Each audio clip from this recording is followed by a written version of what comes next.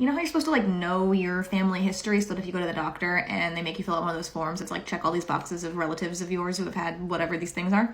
But like what counts as family history and for who and why and like where do you keep it and where do you store it and how do you start a conversation with a family member where you're like, tell me all of your health problems, because I don't know about you, but I'm from like a puritanical New England family. We do not talk about those things. No.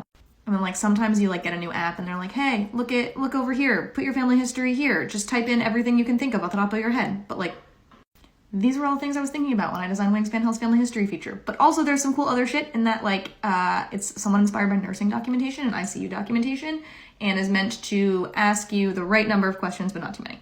So you get like a nice little family tree situation. This is our demo user with relatives and you can click on them and fill out their question. And then once you do, you can see these little like pop-ups of all the different conditions they have by person. But, wait. The cool thing is, okay, this is my absolute favorite part, which is that once you do fill out family history for everybody, you see them by category. So if you have like 3 or 4 relatives who have glasses, you see the same thing. If you've had multiple relatives with cancer, even if it's different types of cancer, you see it all together. So you can be like, oh crap, I should pay attention to my diabetes risk or my likelihood of needing glasses. Or if you're me, your risk of cardiovascular disease.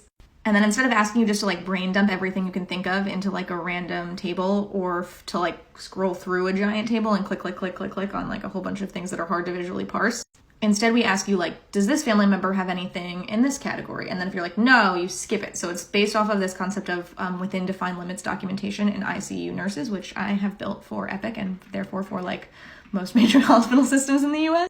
So we prompt you with sort of specific conditions and all of that, but we don't force you to look through a whole bunch of issues around like arthritis if you know that your dad doesn't have arthritis. And then we're gonna miss some. So when we miss some, you can type it in and then it lives in its own little category. So it still shows up in my favorite table in the world.